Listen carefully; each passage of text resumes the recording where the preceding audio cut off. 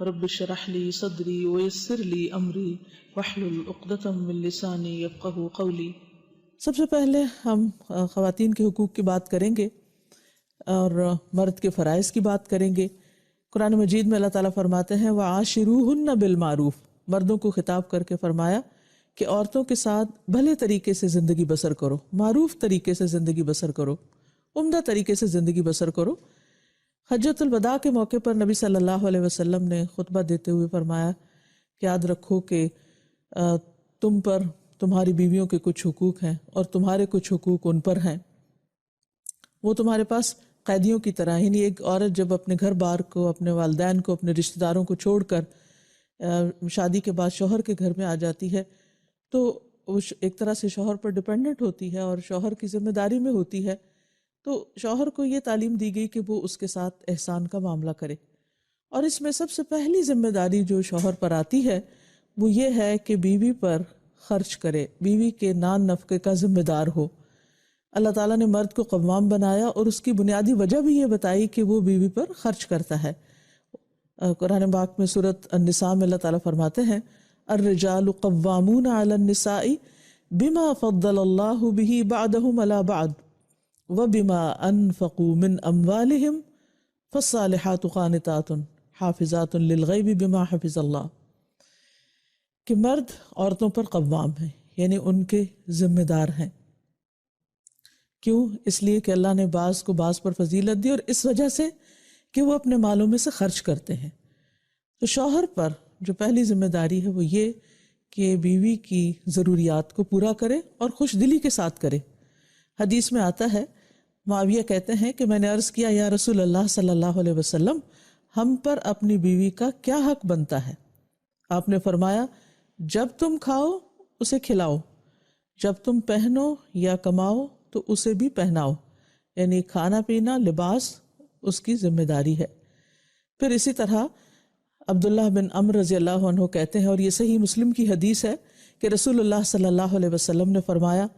آدمی کو ہلاک کرنے کے لیے اتنا ہی گناہ کافی ہے کہ جس کا خرچ اس کے ذمہ ہے اسے خرچ نہ دے، یعنی اس کے بارے میں اس سے پوچھ بھی ہوگی مرد سے، اور یہ اس کے لیے نقصان دہ ہے اگر وہ اپنی ذمہ داری کو پورا نہیں کرتا۔ صحیح ترغیب و ترہیب کی ایک حدیث میں آتا ہے، معاذ رضی اللہ عنہ سے روایت ہے کہ رسول اللہ صلی اللہ علیہ وسلم نے مجھے وصیت کی، یعنی تاکید کی کہ اپنی استطاعت کے مطابق اپنے اہل و عیال پر خرچ کرو، یعنی جتنا تم کر سکتے ہو۔ ظاہر ہے جس کے پاس زیادہ ہوگا وہ زیادہ دے گا، اور جس کے پاس کم ہے وہ کم دے گا، لیکن بہرحال اسے یہ ذمہ داری پوری کرنی ہے۔ آپ صلی اللہ علیہ وسلم نے اس کے علاوہ جو شوہروں کو تاکید کی ہے وہ ہے اپنے گھر والوں کے لیے اور خصوصاً بیوی کے لیے سب سے بہترین سلوک کی۔ حضرت عائشہ کہتی ہیں کہ نبی صلی اللہ علیہ وسلم نے فرمایا خیرکم خیرکم لأہلہ وأنا خیرکم لأہلی، تم میں سے بہترین شخص وہ ہے جو اپنے اہل و عیال کے لیے سب سے اچھا ہو، اور میں تم میں سب سے زیادہ اپنے اہل و عیال کے لیے اچھا ہوں۔ یعنی ایک انسان کے اخلاق کا معیار یہ نہیں کہ وہ باہر اپنے دوستوں کے ساتھ کیسا ہے یا سوسائٹی میں وہ کیسے موو کرتا ہے اور لوگ اس کے بارے میں کیا کہتے ہیں، بلکہ اس کے بہترین ہونے کا اندازہ اس بات سے لگایا جائے گا کہ وہ اپنے گھر میں کیا کرتا ہے، اپنی بیوی کے ساتھ کیسا سلوک کرتا ہے، کیا بیوی اس کے اچھے اخلاق یا با اخلاق انسان ہونے کی گواہی دیتی ہے؟ یعنی سب سے بڑی گواہی اس کے گھر سے ہوگی اس کے اخلاق کی۔ تو اس لیے انسان کو کوشش کرتے ہوئے اور پوری توجہ کے ساتھ اس معاملے کو لینا ہوگا، اور اس کے لیے ظاہر ہے کہ اچھے اخلاق کا مظاہرہ کرنے کے لیے صبر و تحمل بھی چاہیے، اور اپنے بعض جذبات کی قربانی بھی چاہیے، اور اپنی ذمہ داریاں ادا کرتے ہوئے جیسے شوہر کے اوپر بیوی کی تعلیم و تربیت اور اس کے دین کی ذمہ داری بھی ہے، تو بہت سی کوتاہیاں بھی دوسری طرف سے سامنے آ سکتی ہیں، لیکن ان تمام معاملات کو حسن سلوک کے ساتھ انجام دینے کی تعلیم دی گئی ہے۔ اور اس کے لیے نبی صلی اللہ علیہ وسلم نے فرمایا، اور صحیح مسلم ہی کی یہ روایت بھی ہے کہ کوئی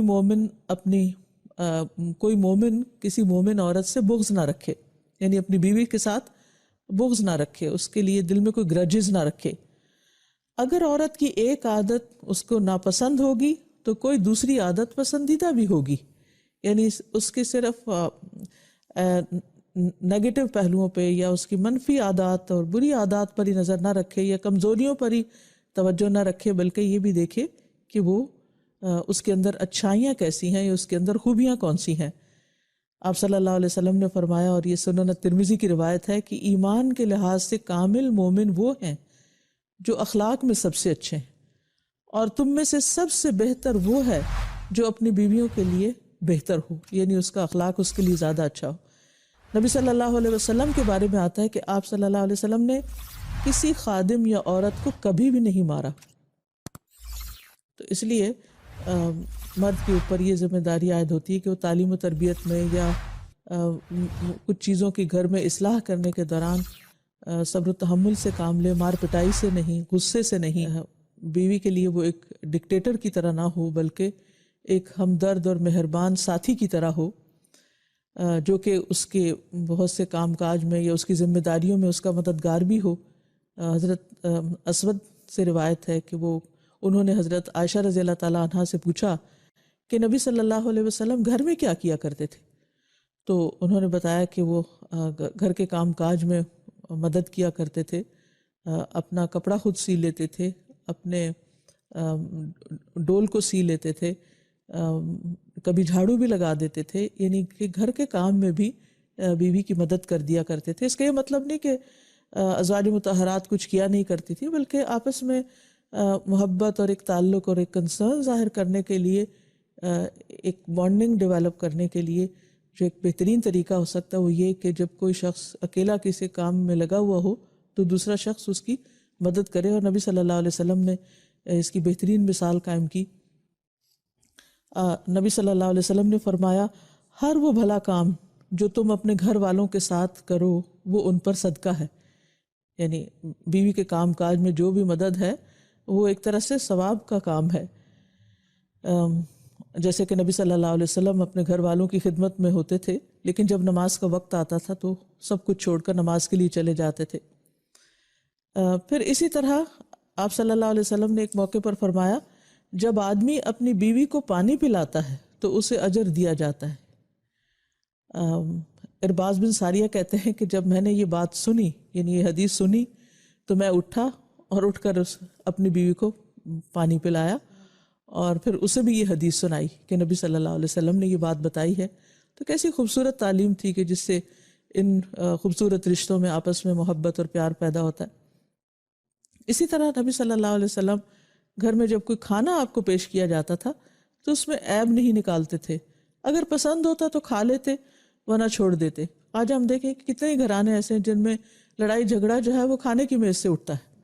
اور چھوٹی چھوٹی باتوں پر ایک دوسرے کے ساتھ بدسلوکی کی جاتی ہے۔ پھر اسی طرح یہ ہے کہ نبی صلی اللہ علیہ وسلم اپنی بیوی کی جائز فرمائشیں بھی پوری کر دیا کرتے تھے۔ حضرت عائشہ کے بارے میں آتا ہے کہ جب بھی وہ آپ سے کسی چیز کی فرمائش کرتی، کچھ مانگتی یا کوئی ضرورت ہوتی یا کسی چیز میں ان کی خواہش ہوتی تو وہ اس کو پورا کر دیتے۔ پھر اسی طرح مشکلات میں آپ ساتھ دیا کرتے تھے۔ جیسے ایک سفر میں حضرت عائشہ کا ہار کھو گیا تو آپ صلی اللہ علیہ وسلم نے ان کو کوئی ڈانٹ ڈپٹ نہیں کی، بلکہ اس کی تلاش کے لیے سارے قافلے کو روک لیا، اور سب لوگ آپ کے ساتھ وہاں رکے رہے اس دوران جب کہ آپ کا ہار تلاش ہو رہا تھا۔ پھر اسی طرح یہ ہے کہ بعض اوقات ہسبینڈ وائف کے درمیان کوئی ناراضگی بھی ہو جاتی ہے، کوئی مس انڈرسٹینڈنگ بھی ہو جاتی ہے، تو حضرت عائشہ کہتی ہیں کہ رسول اللہ صلی اللہ علیہ وسلم نے مجھ سے فرمایا کہ جب تم مجھ سے راضی ہوتی ہو تب بھی مجھے پتہ چل جاتا ہے، اور جب تم ناراض ہوتی ہے تب بھی مجھے پتہ چل جاتا ہے۔ تو وہ کہتی ہیں کہ آپ کو کیسے پتہ چلتا ہے؟ تو آپ نے فرمایا کہ جب تم مجھ سے راضی ہوتی ہو تو مجھ سے یوں بات کرتی ہو کہ محمد کے رب کی قسم، اور جب ناراض ہوتی ہو تو یوں کہتی ہو کہ ابراہیم کے رب کی قسم۔ تو کہتی ہیں کہ اللہ کے رسول، میں صرف آپ کا نام لینا چھوڑتی ہوں، یعنی میرے دل سے آپ کی محبت نہیں جاتی۔ تو اس سے اندازہ آپ کر سکتے ہیں کہ نبی صلی اللہ علیہ وسلم کا اپنے ازواج کے ساتھ کیسا تعلق تھا اور ان کی آپ کے ساتھ کیسی محبت تھی۔ پھر ایک چیز یہ بھی ہے کہ بیوی کے والدین کو شکایات نہیں لگانی چاہیے، اور اگر بیوی کے سے کوئی ناچاکی ہے یا کوئی ناراضگی ہے یا کسی چیز میں کوئی کمی محسوس ہوتی ہے، تو حضرت عمر کہتے ہیں کہ ایک دن میں کچھ سوچ رہا تھا کہ میری بیوی نے مجھ سے کہا، بہتر ہے اگر تم اس معاملے کو فلاں فلاں کی طرح کرو، میں نے کہا تمہارا اس میں کیا کام، معاملہ مجھ سے متعلق ہے، تم کیوں اس میں دخل دے رہی ہو؟ تو اس نے کہا ہے خطاب کے بیٹے تمہارے اس طرز عمل پر مجھے حیرت ہے، تم اپنی باتوں کا جواب بھی برداشت نہیں کر سکتے، تمہاری بیٹی حفصہ تو رسول اللہ صلی اللہ علیہ وسلم کو بھی جواب دے دیتی ہے، تو ایک دن تو اس نے آپ کو غصہ بھی دلایا تھا۔ تو یہ سن کر وہ اٹھ کھڑے ہوئے اور اپنی چادر اوڑھ کر حضرت حفصہ کے گھر پہنچے اور فرمایا بیٹی کیا تم رسول اللہ صلی اللہ علیہ وسلم کی باتوں کا جواب دیتی ہو، یہاں تک کہ تم نے ان کو ناراض بھی کیا ہے؟ تو حضرت حفصہ کہتی ہیں کہ ہاں اللہ کی قسم ہم آپ کو کبھی جواب بھی دیتے ہیں۔ میں نے کہا جان لو میں تمہیں اللہ کی سزا اور اس کے رسول کی سزا کی ناراضگی سے ڈراتا ہوں، لیکن یہ ہے کہ کبھی بھی نبی صلی اللہ علیہ وسلم نے حضرت عمر کو بلا کر یہ کمپلینٹ نہیں کی کہ دیکھو تمہاری بیٹی کیا کر رہی ہے اور تم اس کو سمجھاؤ یا میں اسے واپس بھیج رہا ہوں۔ شوہر اور بیوی کا تعلق اتنا خوبصورت تعلق ہوتا ہے کہ قرآن مجید میں اس کو لباس سے تشبیہ دی گئی ہے، ہن لباس لکم وانتم لباس لہن، دونوں ایک دوسرے کا پردہ ہوتے ہیں، دونوں ایک دوسرے کی زینت ہوتے ہیں، دونوں ایک دوسرے کے لیے کمفرٹ کا باعث ہوتے ہیں، دونوں ایک دوسرے کے عیب چھپانے والے ہوتے ہیں، اور اس میں مر چکے قوام ہے، ذمہ دار ہے، اس کو پہل کرنی چاہیے ان ذمہ داریوں کو ادا کرنے میں۔ پھر اسی طرح یہ ہے کہ اچھے تعلقات کے لیے شوہر کے لیے یہ بھی لازم ہے کہ صرف بیوی نہیں بلکہ بیوی کی سہیلیوں اور رشتہ داروں کے ساتھ بھی حسن سلوک کرے۔ حضرت خدیجہ کی بہن حالہ جو ہیں وہ ایک دفعہ نبی صلی اللہ علیہ وسلم کی خدمت میں آنے کی اجازت مانگتی ہیں، تو آپ کو حضرت خدیجہ کا اجازت مانگنا یاد آ گیا، تو اس وجہ سے آپ بہت خوش ہوئے اور کہا یا اللہ یہ تو حالہ ہے۔ اور اس پر حضرت عائشہ کہتی ہیں کہ مجھے بہت رشک آیا کہ کس طرح نبی صلی اللہ علیہ وسلم اپنی بیوی کو یاد کرتی ہیں جو اتنا عرصہ پہلے انتقال بھی کر چکی ہیں۔ آپ صلی اللہ علیہ وسلم جب کوئی چیز کوئی بکری وغیرہ ذبح کرتے یا کوئی چیز تقسیم کرتے تو حضرت خدیجہ کی سہیلیوں کو بھی بھجواتے۔ تو اس سے یہ پتہ چلتا ہے کہ اگر شوہر ایک قوام ہونے کی حیثیت سے اپنی بیوی کی ذاتی ضروریات، اس کی مالی ضروریات، اس کی جذباتی ضروریات کا خیال رکھے، اس کے رشتہ داروں کی کیئر کرے، تو گھریلو زندگی جو ہے وہ خوشگوار ہو سکتی ہے۔